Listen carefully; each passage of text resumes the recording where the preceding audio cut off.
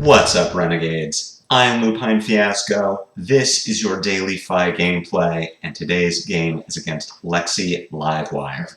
For anyone who's new to the channel, welcome. What we do here is review replays of games that I've played on talishard.net days or weeks ago. I will walk through turn cycles as if I were playing them now, while giving my thought processes on the lines I would take.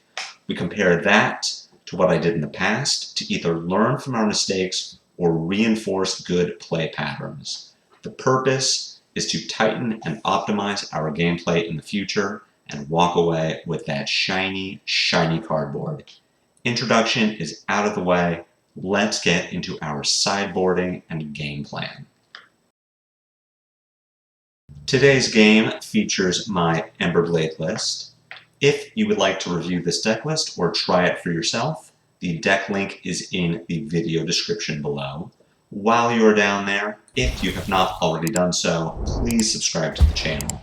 It is the best free way to support me and make sure you see daily FaB content in your video feed 5 days a week.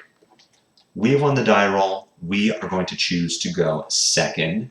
Lexi is an aggro deck, and in any aggro mirror, going second when possible is preferred. It is going to let us block Lexi's opening salvo with cards from our hand. We draw up at the end of Lexi's turn, but Lexi is not given the same freedom. She cannot block our opening attack as easily. She either sacrifices cards from hand or sacrifices life points. Either way, it is an easy way for us to take tempo. So we are going to choose to go second here. I'm experimenting in this match running Mask of Momentum over Mask of the Pouncing Lynx as a way to pressure blocks out of Lexi. I don't believe that is the correct way to board with an Emberblade list. I think if we were going first, we would want to try Mask of the Pouncing Lynx as a way to forcibly take tempo from Lexi by prompting her to block more aggressively or give us 5 intellect.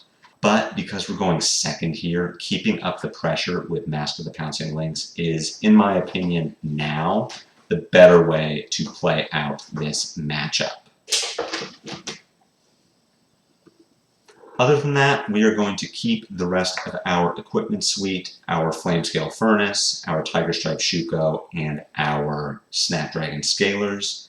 Lexi, being a ranger, does not deal arcane damage, so Spell Void and Arcane Barrier are just useless. This is a very fast matchup, so we will not have the opportunity to get enough value from Fiandal Spring Tunic to justify giving up the 2 points of life from our Flamescale Furnace. Getting into our deck itself, you can see that this is an older version of the Emberblade list, but I think the gameplay decisions that will be presented to us are still useful as a learning tool.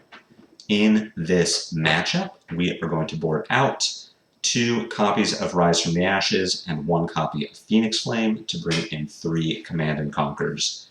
Command and Conquer is, of course, very good against Ranger and even better against Lexi, as New Horizon is letting her set up 2-card arsenals very often throughout the game.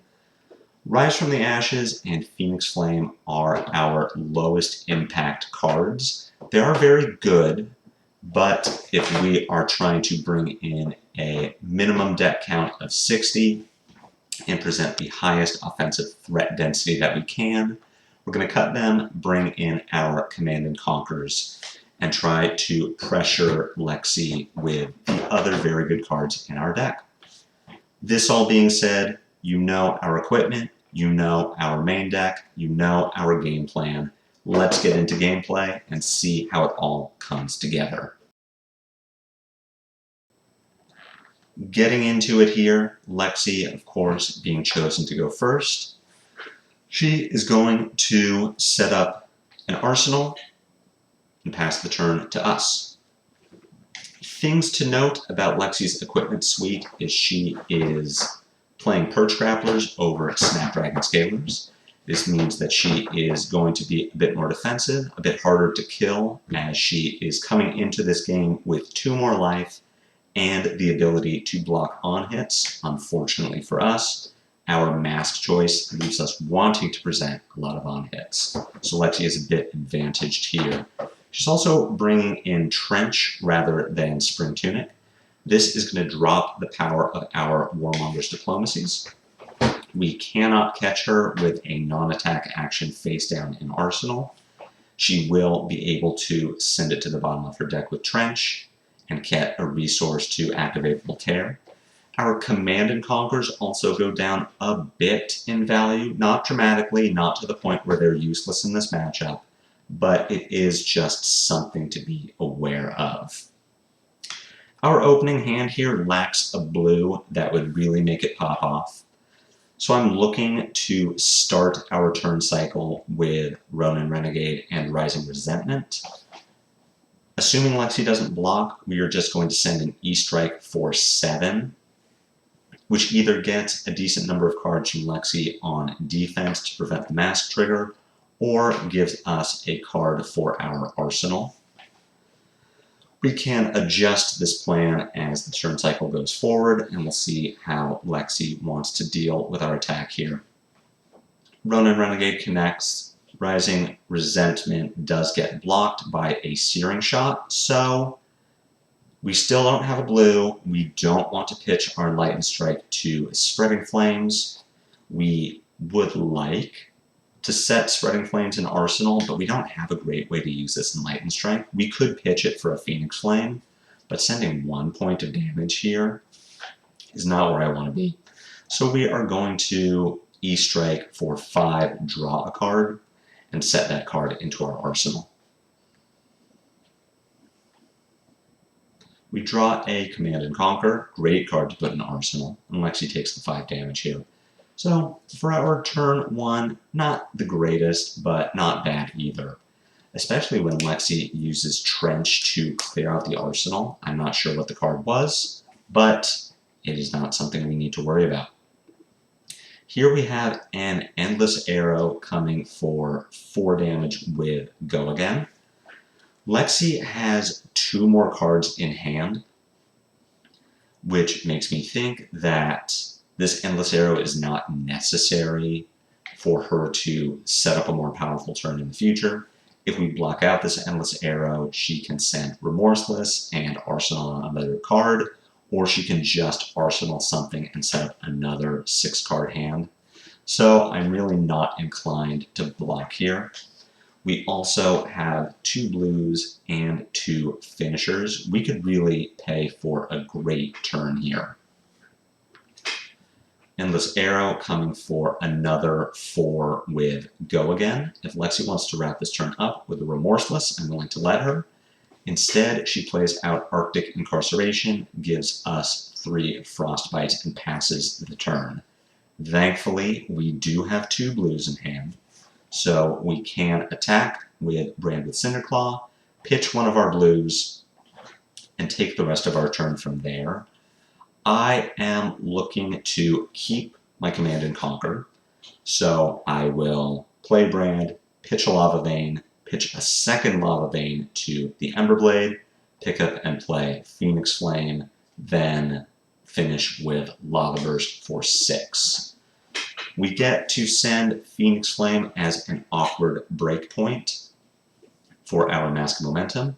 Yes, it's easily blocked by Hornet Sting, but Lexi only gets to do that once.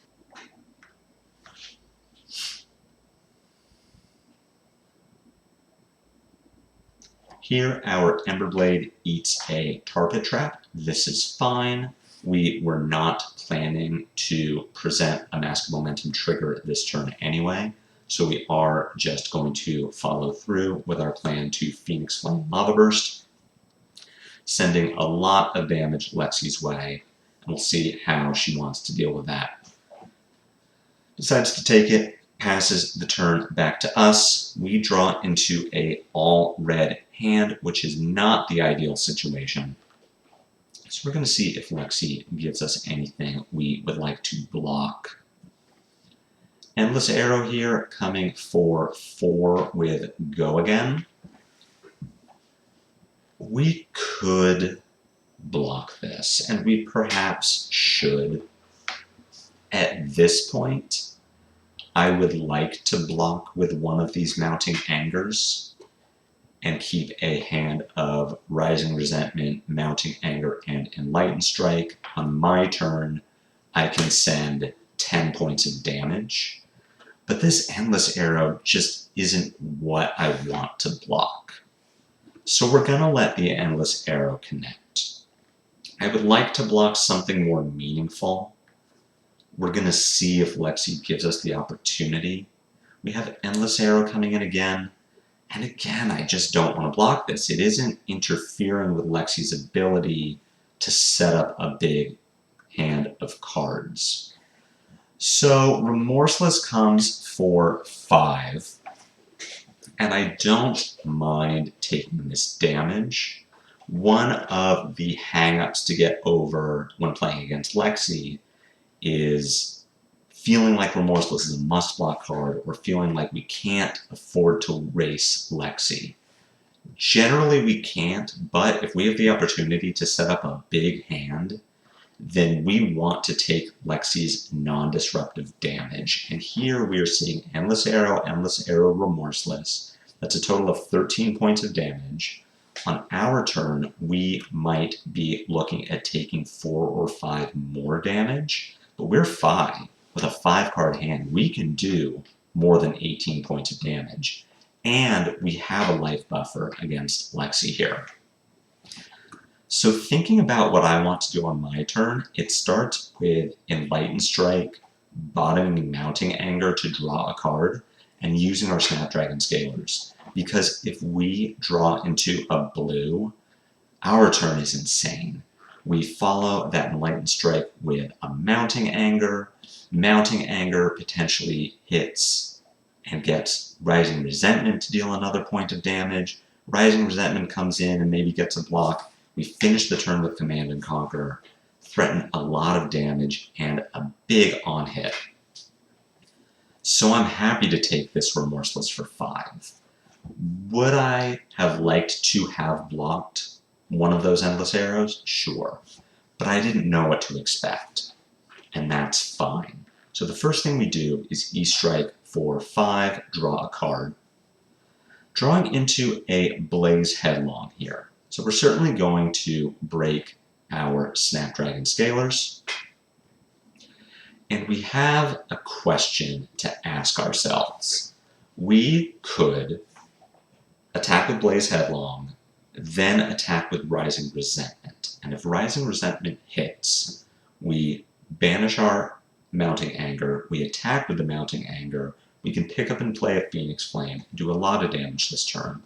But the problem with that line is Rising Resentment is going to be our Mask of Momentum trigger link. So Lexi is already inclined to block it.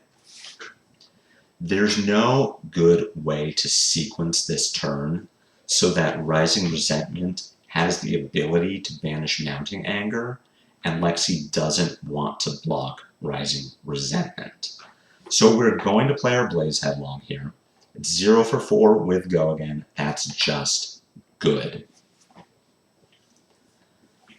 But there isn't a way to utilize the rest of our hand that isn't just pitching 2 reds to Command and Conquer. There is a line where we pitch Rising Resentment to Mounting Anger. Maybe Lexi is inclined to block the Mounting Anger.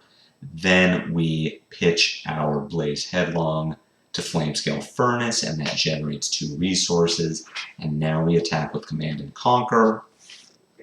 Overall, the damage is the same, though as I'm speaking it out loud, that line is pretty good.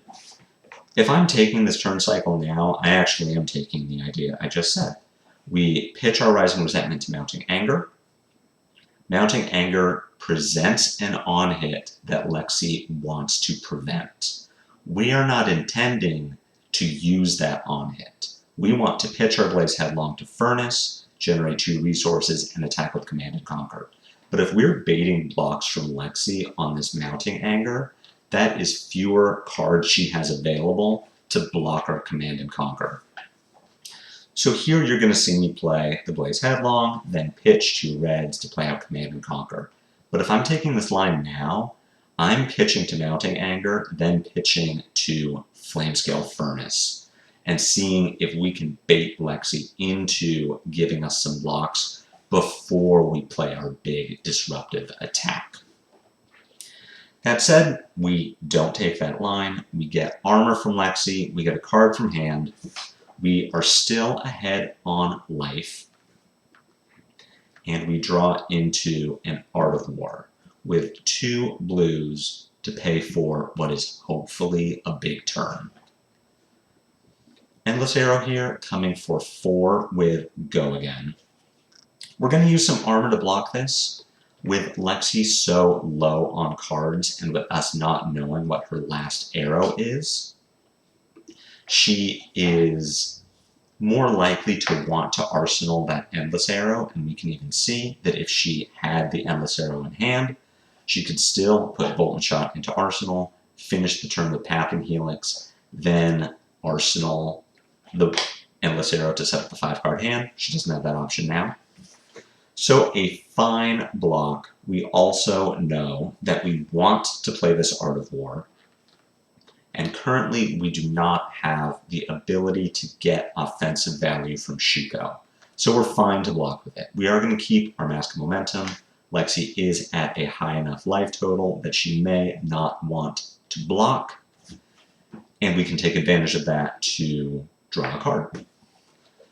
We are going to say no blocks on this Bolt and Shot. It is just 5 points of damage. Here, Pathing Helix is just 4 points of damage. We are fine to eat this vanilla damage because we are setting up for an Art of War turn. We're going to pitch a Warmonger's Diplomacy, banish an Enlightened Strike, and see what we draw into. Drawing into a Ronin Renegade and a Snatch is going to lead to a pretty good turn. Nothing insane, but still a decent amount of damage. Ronin Renegade, followed by Searing Emberblade, followed by a FaB activation to pick up and play a Phoenix Flame. We are not going to get to threaten Mask of Momentum this turn, which is a shame, but is still fine. We are threatening 7 points of damage between Phoenix Flame and Snatch, and if Snatch hits, we're going to draw a card.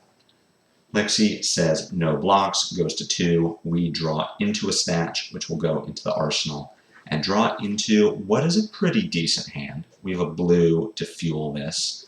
Lexi, of course, playing out Icequake and 3 of a kind, very strong combination. Quivering into a Bolt and Shot. Bolt and Shot coming in for 6. Threatening a Reload and a Frostbite. So we're going to block this. Lexi is at 2 life because she is lower than 3.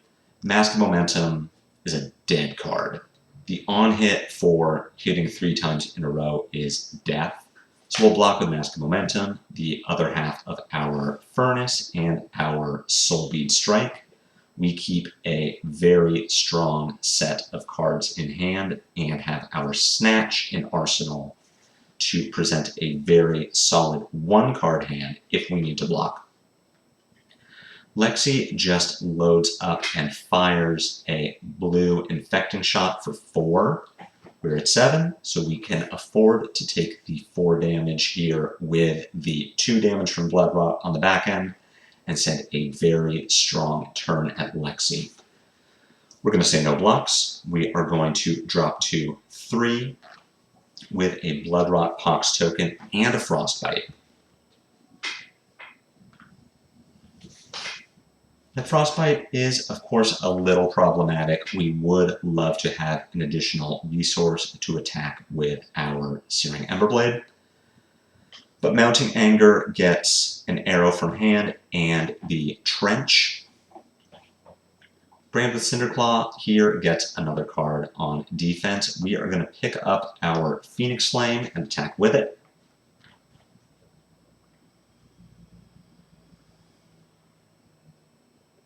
Lexi goes to 1. We follow up with Snatch, getting New Horizon and a Codex from Lexi. Cannot pay for the Blood Rot. And Lexi plays out a second Codex. Not great for us. The card that she takes is Searing Shot, so we know that we are going to have to give 2 cards on defense. We have 2 blues in hand. We have a Brand with Cinderclaw in discard. So what we're going to take here is Brand with Cinderclaw. We will keep a blue in hand after discard and blocks. Send 2, 2, 1 at Lexi. Get 3 cards from her on blocks and hope that the 2 cards she has left are not strong enough to kill us. If we can keep another Draconic Starter with another blue, we get to send 3 more attacks at Lexi, hopefully strip her hand to the point where she cannot force us to block, and kill her with 4 cards. But it is looking a bit grim here. Codex is just a very strong 1-card hand. Part of what makes Lexi so good in this meta is her density of strong 1-card hands. This turn cycle plays itself Brand, followed by Emberblade, followed by Phoenix Flame.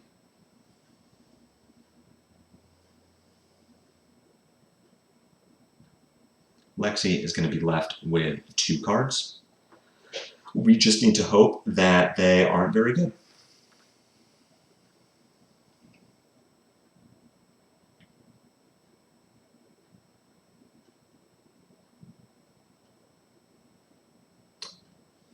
The 2 cards that Lexi is left with are 3 of a kind and blue.